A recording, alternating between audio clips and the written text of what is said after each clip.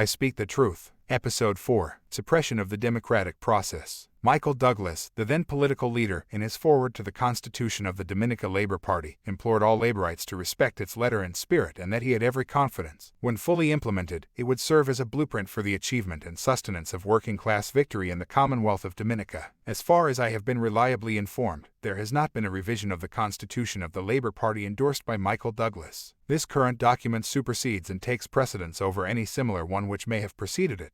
Hence, this is the only bona fide constitution at this moment. I would like to elaborate on the provision regarding the delegates' conference. It states quite distinctly that the president, political leader, deputy political leader, and general secretary should be elected in the annual convention and shall hold office for 3 years, whilst the other officers shall hold office for 1 year. In essence, what this means is that the delegates' convention is supposed to be convened yearly. Evidence has shown that the delegates' conference was held in 2013, that is 10 years ago. I know many of you have not been paying attention to such matter because you were kept in the dark. In light of that, I am simplifying the matter in order to make it more digestible to my critics, detractors, and most definitely to those who do not have an insight into the prevailing issue. Article 18-1 and 2 makes it more explicit. Subsection provides that there shall be a political leader and a deputy political leader of the party. Note the emphasis. In subsection, the provision elucidates the responsibility of the above-mentioned senior officers. It states that the political leader is the head of the party for the execution of its political affairs, and in the execution of this responsibility he shall act in consultation with the deputy leader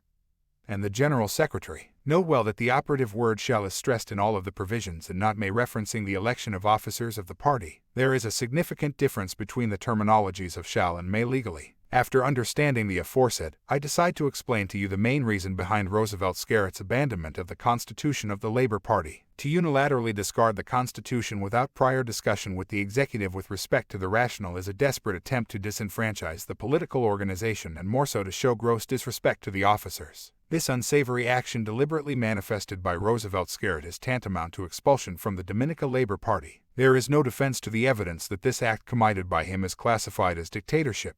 The salient question to ask is, who were the potential candidates for the position of deputy leader? At that time and up to 2022 general elections, the following persons were qualified to contest: Reginald Austrie, Rayburn Blackmore, Ian Douglas, Kenneth Daru, and Peter St. Jean. Additionally, respecting Ambrose George, cynical undermining of him by those who know themselves disqualified him of having that opportunity at a very early stage. He was the first casualty in the leadership tug-of-war between 2000 and 2005. In relation to the above-named parliamentary representatives, Roosevelt Scarrett didn't see them fit to hold such office, which would later propel them to the office of Prime Minister. He would not be able to have influence over them in order to control the government by remote control or to prevent any prospect of future criminal investigation against him. Hence, the only way that they could be prevented to hold such office without creating disunity and bad blood in the Labour Party and the government was to forbid the convening of the delegates' conference. Did it work? Of course it did, even to the point where Scarrett disempowered them and thereafter returned most of them in their substantive positions, consequently stripping them of their political power. What a waste of resources. This, comrades, is a calculated and deliberate act of suppression of the democratic process in the Dominica Labour Party by dictator Roosevelt Scarrett.